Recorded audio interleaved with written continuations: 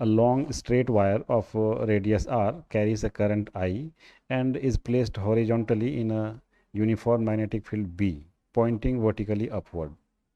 The current is uniformly distributed over its cross section. At what points will the resultant magnetic field have maximum magnitude? What will be the maximum magnitude? What will be the minimum magnitude of the resultant magnetic field? तो मान लेते हैं कि ये जो है ये wire है, वायर का क्रॉस सेक्शन, और ये इस डायरेक्शन हॉरिजॉन्टली रखा हुआ है, तो इस तरह से वायर है और इस डायरेक्शन में करंट फ्लो हो रहा है मान लेते हैं, और यहाँ पे मैग्नेटिक फील्ड है जो कि अपवर्ड डायरेक्शन में डायरेक्टेड है। तो हमने प्रीवियस प्रॉब्लम में देखा कि जो मैग्नेटिक फील्ड होगा due to this current carrying wire, ये मैक्सिमम कहाँ पे होगा, इसके सरफेस पे मैक्सिमम होगा। तो कि इसके किसी भी पॉइंट पे यहाँ पे ये हर एक पॉइंट पे मैक्सिमम मैग्नेटिक फील्ड होगा, और डायरेक्शन क्या होगा, टेंजेंशियल डायरेक्शन में होगा। जैसे कि ये पॉइंट है तो यहाँ पे इस डायरेक्शन में होगा,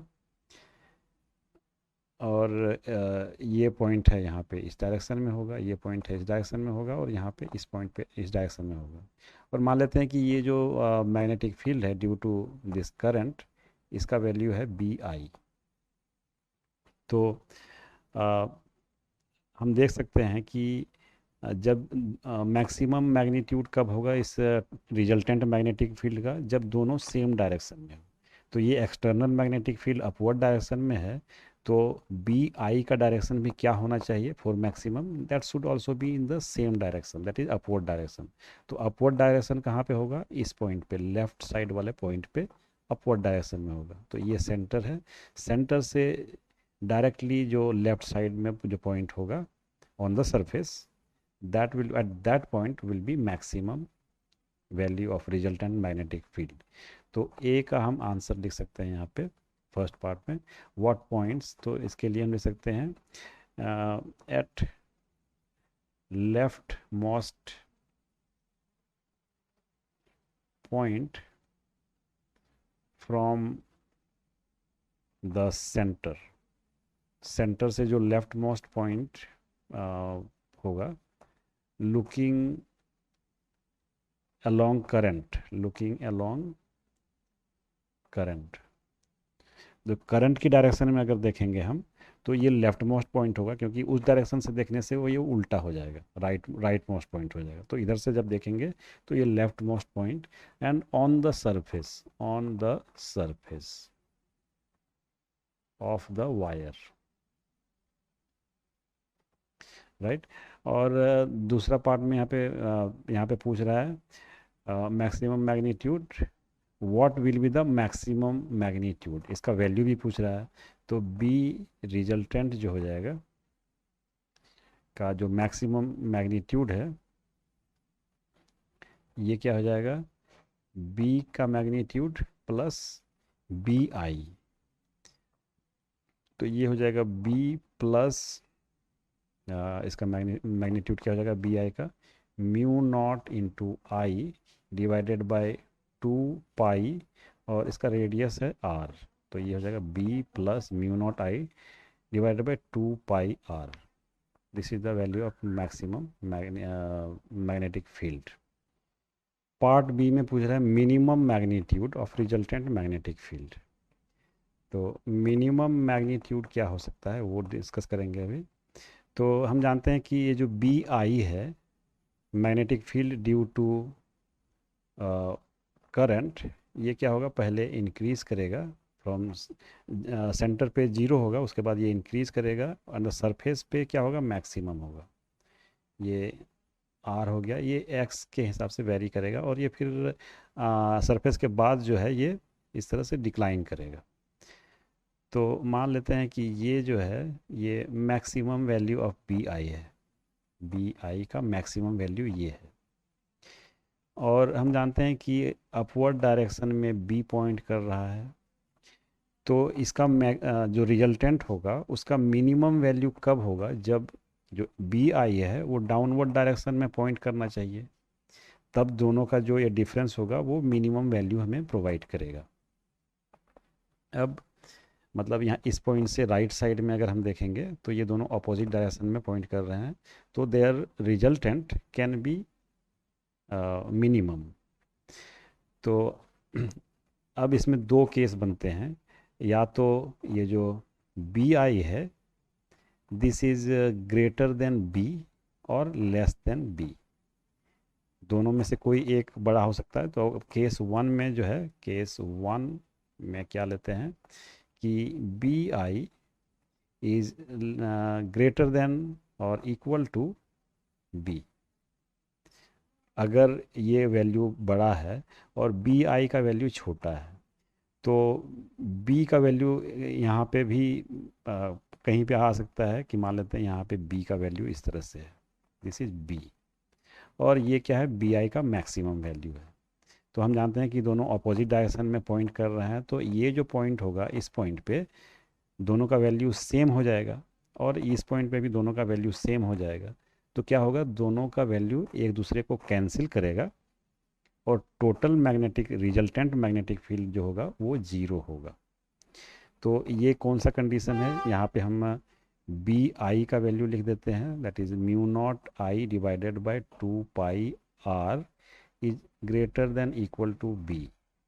और यहाँ से लिख सकते हैं R is less than, R को इधर ले आएंगे तो R is less than equal to mu naught I divided by 2 pi B. तो इस सिचुएशन में when R is less than equal to mu naught I divided by 2 pi B, इस situation में रिजल्टेंट क्या हो सकता है, इस सिचुएशन में रिजल्टेंट जो होगा बी रिजल्टेंट का वैल्यू हो जाएगा जीरो। जैसा हमने देखा दोनों अपोजिट डायरेक्शन में पॉइंट करेंगे, दोनों का मैग्नीट्यूड इक्वल होगा, और इसका मिनिमम वैल्यू ये जीरो पॉसिबल हो सकता है। अब केस टू में, केस टू ले लेंगे जहाँ पे कि ये कंडीशन मीट नहीं कर रहा है, इसका मतलब R is greater than mu naught I divided by 2 pi B, ये दूसरा वाला कंडीशन है। तो इस सिचुएशन में ऑब्वियसली ये बी आई का वैल्यू जो है वो लेस देन बी है, लेस देन बी है, तो इसका मतलब दोनों का रिजल्टेंट जीरो अब नहीं हो सकता। तो जो मिनिमम वैल्यू है बी रिजल्टेंट मिनिमम, यहाँ पे मिनिमम जो होगा वो क्या होगा, बी माइनस इसके चलते जो मैग्नेटिक फील्ड है, मतलब B I, B minus B I, और ये हो जाएगा बी माइनस बी आई क्या होता है, mu naught I divided by 2 pi R, 2 pi, yes 2 pi R. तो ये हो जाएगा minimum value when R is greater than this value. तो ये दोनों दो कंडीशन में अलग अलग मिनिमम वैल्यू है। A wire of length L is bent in the form of an equilateral triangle के form and carries a current, an electric current I. Find the magnetic field B at the center. If the wire is bent in the form of a square, what would be the value of B at the center? तो यहाँ पे दो case है। First case में एक triangle है, equilateral triangle, तो wire को इक्विलेटरल ट्राइंगल के फॉर्म में बेंड किया गया है। मान लेते हैं ये ए बी सी है इस तरह से। तो इस तरह से करंट फ्लो हो रहा है in the wire, I current flow हो रहा है। तो हमें इसके सेंटर पे निकालना है मैग्नेटिक फील्ड।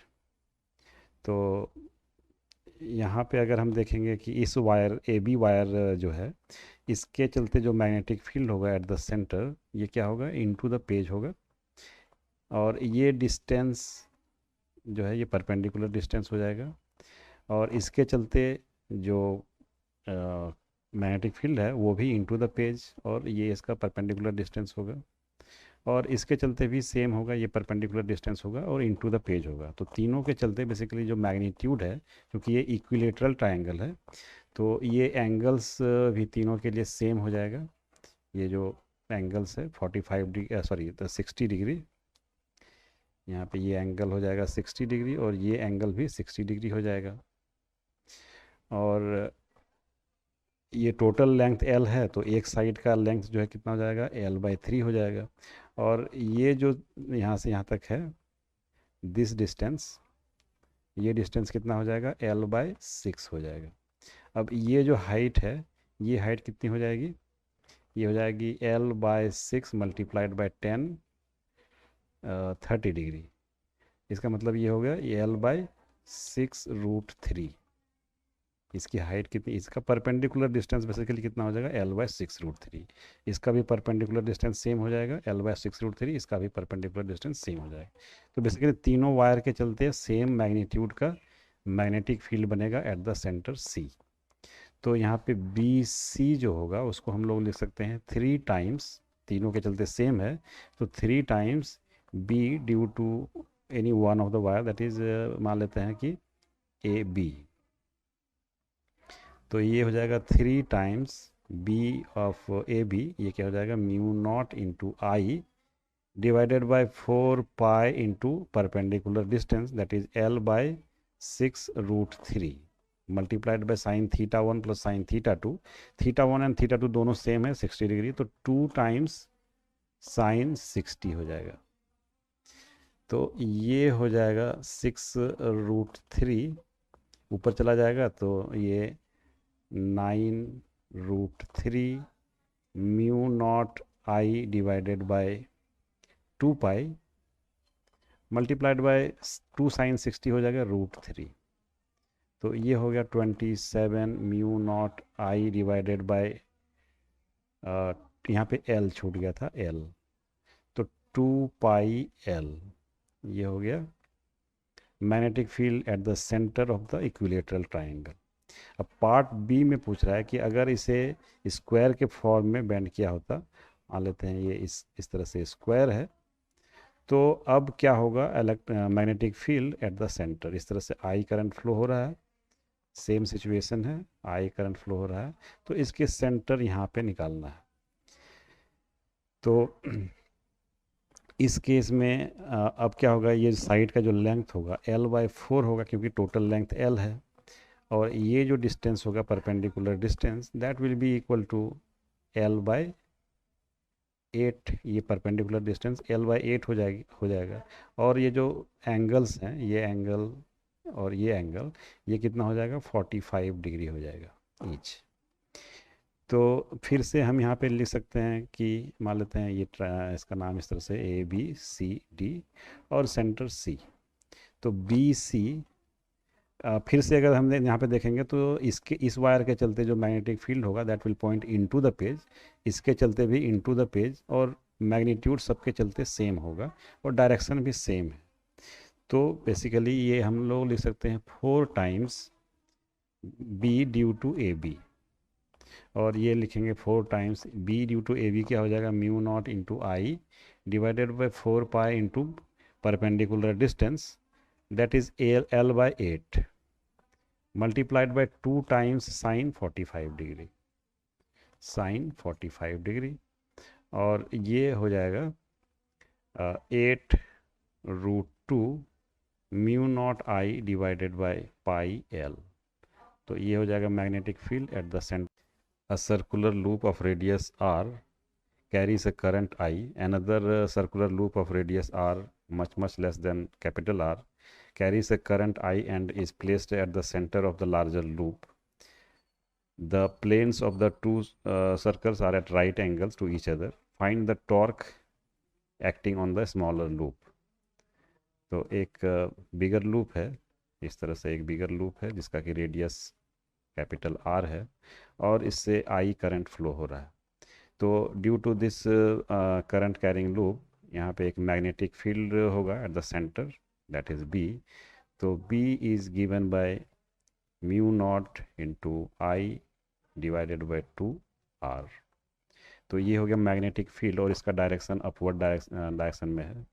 और दिया हुआ है कि इसमें एक स्मॉलर लूप है जो कि परपेंडिकुलर, जिसका प्लेन जो है perpendicular to the plane of the this bigger loop है।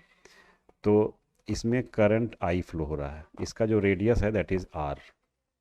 तो इसका जो म्यू होगा, magnetic moment mu, that is I into area, area is pi R square. तो ये हो गया इसका मैग्नेटिक मोमेंट, और दोनों का जो प्लेन है that is perpendicular to each other, तो इसका जो म्यू वेक्टर हो जाएगा, ये म्यू इस डायरेक्शन में हो जाएगा, म्यू वेक्टर, और बी वेक्टर इस डायरेक्शन में है। तो दोनों के बीच का जो एंगल है 90 डिग्री है। और हम चूँकि r is much much less than capital R, small r is much much less than capital R, तो हम एज्यूम कर सकते हैं कि ये जो स्मॉल एरिया है इस लूप का, यहाँ पे हर एक पॉइंट पे b is almost constant. b actually change होगा but we can assume it to be almost same, because ये जो एरिया है ये बहुत छोटा है। So therefore torque will be equal to mu cross b, and torque का जो मैग्नीट्यूड है वो हम ले सकते हैं म्यू बी साइन 90 डिग्री। तो यहाँ पे वैल्यूज़ रख देंगे। म्यू का वैल्यू है I into pi into R square multiplied by mu not capital I divided by 2 into capital R multiplied by sine 90 is 1। तो ये हो गया mu not pi small I multiplied by capital I into R square divided by 2r। तो ये हो गया magnitude of the torque acting on the smaller loop. और इसका डायरेक्शन क्या हो जाएगा, म्यू क्रॉस बी। म्यू इस डायरेक्शन में है और बी इस डायरेक्शन में है, तो ये बेसिकली परपेंडिकुलर टू बोथ हो जाएगा, that is direction perpendicular to both mu and B vector, mu vector and B vector के परपेंडिकुलर हो जाएगा। A circular loop of radius r carrying a current I is held at the center of another circular loop of radius capital R, which is much greater than small r, carrying a current capital I. The plane of the smaller loop makes an angle of 30 degree with that of the larger loop. If the smaller loop is held fixed in this position by applying a single force at the point on its periphery, what would be the minimum magnitude of this force? तो एक small loop है जिसमें कि I current flow हो रहा है और इसका रेडियस जो है वो स्मॉल आर है, आई करंट फ्लो हो रहा है इसमें। तो और इसका जो प्लेन है एक बिगर लूप है which is of radius capital R, इसका जो रेडियस है वो कैपिटल आर है और इसमें आई कैपिटल आई करंट फ्लो हो रहा है। तो इसके चलते ये जो बिगर लूप है इसके चलते यहाँ पे एक मैग्नेटिक फील्ड प्रोड्यूस होगा और मान लेते हैं ये मैग्नेटिक फील्ड बी है एट द सेंटर। और चूंकि ये इस लूप जो है स्मॉलर लूप ये बहुत स्मॉल है, much smaller than capital R, तो इसका जो मैग्नेटिक फील्ड होगा ड्यू टू बिगर लूप ये through out this smaller loop almost constant होगा। तो ये मान सकते हैं कि बी जो है ये कांस्टेंट है थ्रू आउट दिस लूप। और इसमें स्मॉल आई करंट फ्लो हो रहा है तो इसका एक मैग्नेटिक मोमेंट होगा which is directed perpendicular to this plane. और हमें पता है कि ये दोनों प्लेन के बीच का जो एंगल है वो 30 डिग्री है, तो ये जो एंगल है ये भी 30 डिग्री हो जाएगा, ये दोनों के बीच का दोनों का परपेंडिकुलर है। तो और ये क्या है, म्यू वेक्टर है, मैग्नेटिक मोमेंट वेक्टर, और बी वेक्टर के बीच का एंगल क्या है, 30 डिग्री हो गया। तो due to this magnetic moment kept in a magnetic field B, there will be a torque on this loop. So torque will be equal to mu cross B, mu cross B। और जो torque है basically हमें अगर इसको रोकना है तो we have to apply same torque. ये जो टॉर्क लग रहा है due to mu cross B, इतना ही टॉर्क हमें एक अपोजिट डायरेक्शन में अप्लाई करना पड़ेगा।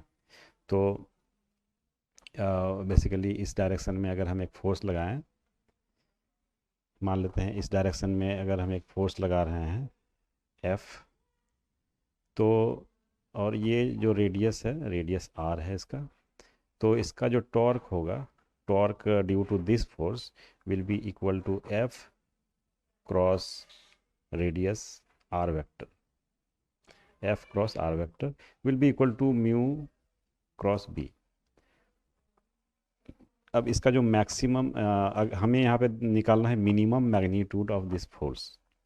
तो मिनिमम मैग्नीट्यूड के लिए for minimum f angle between f and r to be 90 degree, क्योंकि ये मैक्सिमम वैल्यू हो जाएगा f into R into sine theta. तो साइन थीटा का जब वैल्यू मैक्सिमम होगा तो f मिनिमम होगा।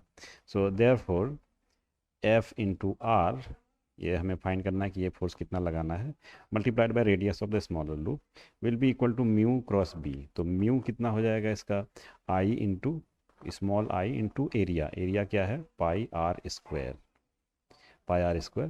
मल्टीप्लाइड बाय बी, बी क्या है, B is mu not into capital I जो कि बिगर लूप में फ्लो हो रहा है, divided by 2 into radius of the bigger loop. तो ये हो गया बी का मैग्नीट्यूड, और म्यू क्रॉस बी में म्यू बी साइन थीटा आएगा, साइन यहाँ पे जो थीटा है that is 30 degree between mu and B vectors, so sine 30 degree.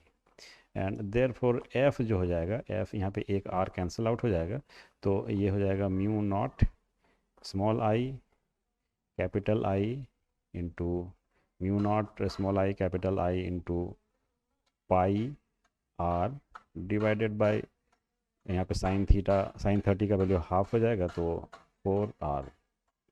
So this is the small minimum value of force which has to be applied to balance this torque. और basically यहाँ पे हमने assume किया कि ये ground पे इस तरह से रखा हुआ है, तो इसको इधर एक सिंगल फोर्स से हम रोक सकते हैं। जो अदर फोर्स आएगा, कपल का जो अनदर फोर्स आएगा वो यहाँ पे बाय द ग्राउंड मिलेगा। तो ये मिनिमम फोर्स का वैल्यू है जिससे कि हम इसको रोक के रख सकते हैं उस पोजीशन पे। A long cylindrical tube of inner and outer radii A and B carries a current I distributed uniformly over its cross section.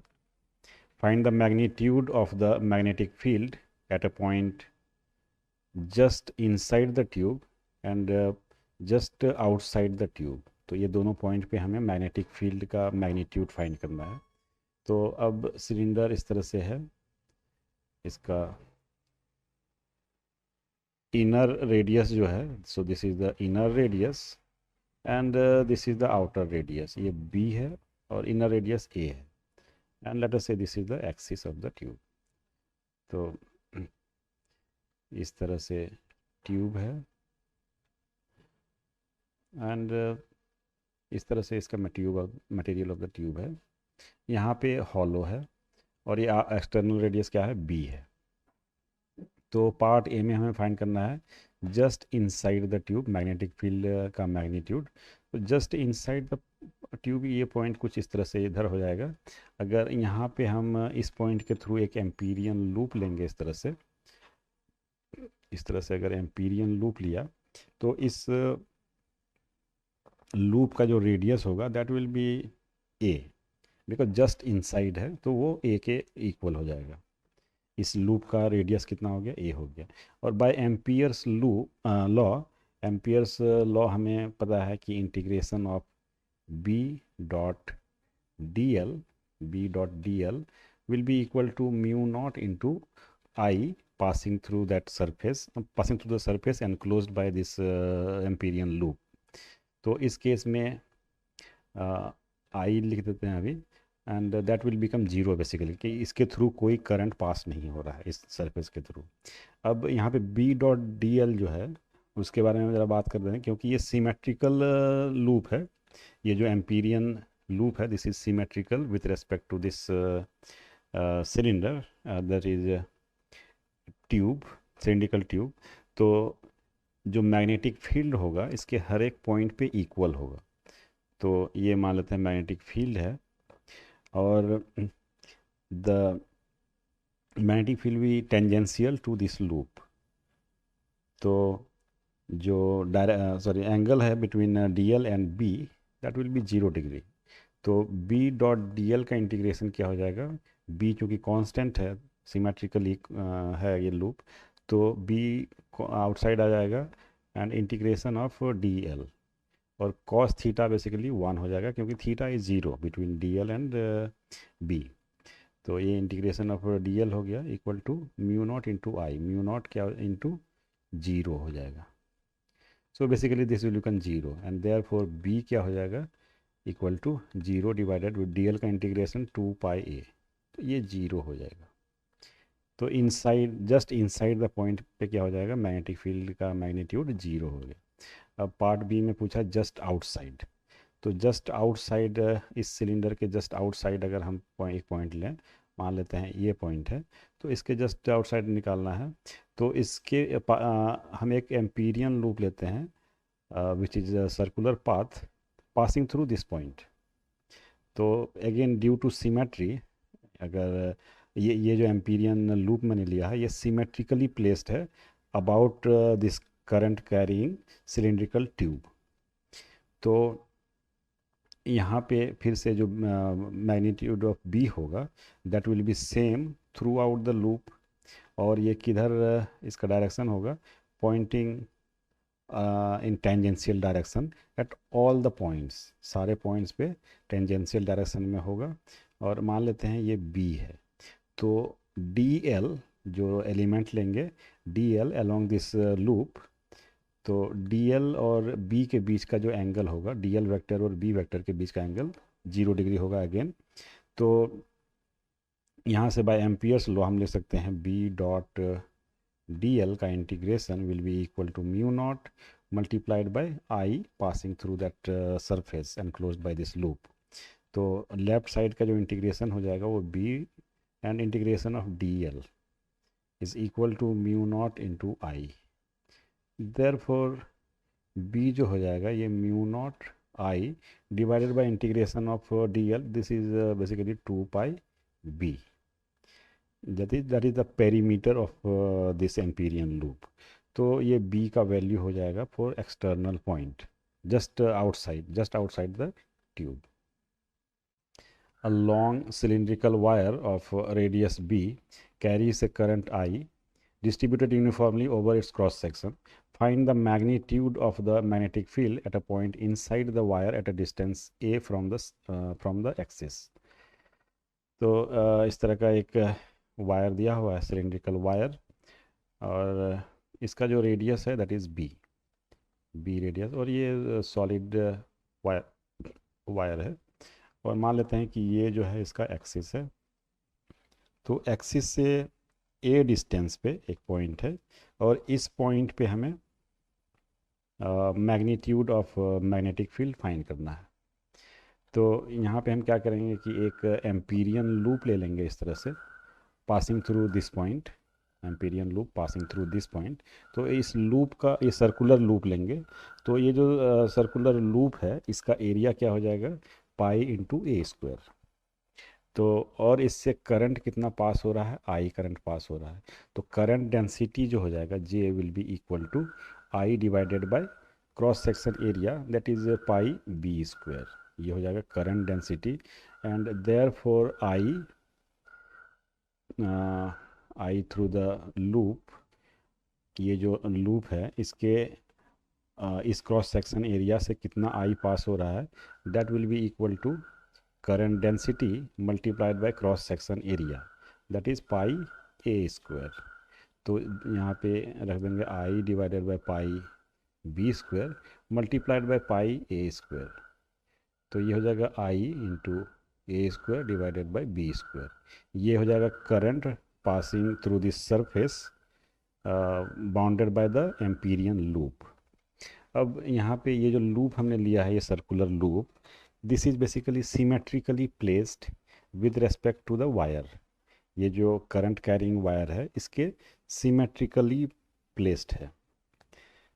तो इसके हर एक पॉइंट पे मान लेते हैं मैग्नेटिक फील्ड जो है वो बी है, इस तरह से बी है, इसके हर एक पॉइंट पे बी है, और उसका जो डायरेक्शन होगा बेसिकली टेंजेंशियल डायरेक्शन में होगा, tangential to this loop due to symmetry.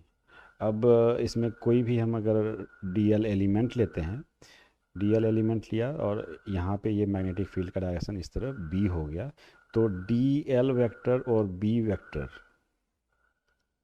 D L vector और बी वेक्टर के बीच का जो एंगल है theta that is 0 degree always, हर एक पॉइंट पे थीटा इक्वल टू 0 डिग्री है। तो बाय एम्पियर्स लॉ हम जानते हैं कि by Ampere's law integration of B dot D L ये किसके बराबर होता है, mu naught multiplied by the current passing through this surface, the surface enclosed by this Amperian loop. तो ये mu not into I L हो जाएगा। और लेफ्ट साइड का जो इंटीग्रेशन होगा दैट इज़ बी, कांस्टेंट है ये तो बाहर आ जाएगा। और डी एल का जो इंटीग्रेशन होगा that is 2 pi into A, that is perimeter of this loop. So 2 pi into a will be equal to mu naught into il क्या है, I into b a square, I into a square divided by b square, and therefore b will be equal to mu naught I a square divided by 2 pi a into b square। तो यहाँ पे हो जाएगा mu naught I a divided by 2 pi B square. तो ये हो जाएगा magnetic field का value at a distance A which is a point internal to the this a tightly wound long solenoid is kept with its axis parallel to the large metal sheet carrying a surface current. The surface current through the width dl of the sheet is kdl, and the number of turns per unit length of the solenoid is n.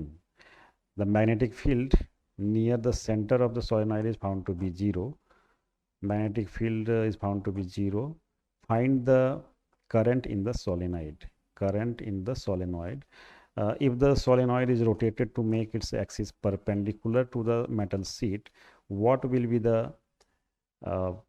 magnitude of the magnetic field near its center? तो हम यहाँ पे part A solve कर लेते हैं पहले। इसमें दिया हुआ है कि एक मेटल सीट है और इसमें करंट इस तरह से फ्लो कर रहा है कि अगर हम dl विड्थ का एक एलिमेंट ले लेते हैं तो इसके थ्रू जो करंट होगा I that will be equal to k into D L. तो अगर हम यहाँ पे एक एम्पीरियन लूप ले लेंगे तो यहाँ पे हमें पता है कि इस डायरेक्शन में मैग्नेटिक फील्ड होगा B और यहाँ पे अपोजिट डायरेक्शन में B। तो ये B डॉट डी एल अगर हम इंटीग्रेट करेंगे तो 2 टाइम्स हो जाएगा B dot D L over this loop will be equal to mu not into current is K D L. तो यहाँ पे B डॉट डी एल का मतलब B into 2dl will be equal to mu naught into k dl, and therefore b का जो value आ जाएगा mu not into K divided by 2, ये b का वैल्यू आ जाएगा। तो यहाँ पे अगर एक सोलिनॉइड को इधर रखा हुआ है हमने, इधर एक सोलिनॉइड रखा हुआ है और मान लेते हैं इसका नंबर ऑफ टर्न्स n है, यहाँ पे करंट I है, बेसिकली हमें करंट फाइंड करना है, इसका आई फाइंड करना है। तो यहाँ पे दिया हुआ है कि इसके सेंटर पे जो मैग्नेटिक फील्ड है, net magnetic field that is 0। तो यहाँ पे क्या हो रहा है कि इस सीट के चलते एक मैग्नेटिक फील्ड आ रहा है इस डायरेक्शन में। तो जो सोलेनॉइड का मैग्नेटिक फील्ड है वो अपोजिट डायरेक्शन में एंड इक्वल मैग्नीट्यूड का होना चाहिए। तो हमें यहाँ से पता चल गया कि म्यू नॉट एन आई ये क्या होता है, सोलेनॉइड का मैग्नेटिक फील्ड होता है एट द सेंटर। तो वो किसके बराबर होना चाहिए, मैग्नीट्यूड इसका जो है इस b के इक्वल होना चाहिए, that should be equal to mu not into K divided by 2। और यहाँ से हम निकाल सकते हैं i का वैल्यू क्या हो जाएगा, mu k divided by 2n, mu naught cancel out हो जाएगा तो ये हो जाएगा k divided by 2n। So this is the value of current in this solenoid, इस सोलेनॉइड में हो जाएगा। अब पार्ट बी में पूछ रहा है अगर इसको रोटेट कर दिया such that if the solenoid is rotated to make its axis perpendicular to the metal sheet. तो अगर ये मेटल सीट है और सोलेनॉइड जो है इसके परपेंडिकुलर इस तरह से हमने कर दिया है तो इसका जो मैग्नेटिक फील्ड होगा वो इस डायरेक्शन में हो जाएगा, परपेंडिकुलर डायरेक्शन में, और इसका मैग्नेटिक फील्ड जो सीट का मैग्नेटिक फील्ड है इस सीट का ये टुवर्ड्स राइट साइड इस तरह से होगा। तो इसका भी वैल्यू b है और इसका भी वैल्यू b है। तो जो रिजल्टेंट हो जाएगा वो क्या हो जाएगा, इस डायरेक्शन में हो जाएगा √2 टाइम्स b हो जाएगा। तो b resultant will be equal to √2 times b, और ये हो जाएगा √2 टाइम्स b का वैल्यू क्या था, μ0k/2 था, μ0k डिवाइडेड बाई 2। तो ये हो जाएगा μ0k डिवाइडेड बाई √2, ये resultant magnetic field when the solenoid is rotated by 90 degree. The capacitor of capacitance 100 microfarad is connected to a battery for of 20 volts for a long time and then disconnected from it. It is now connected across a long solenoid having 4000 turns per meter.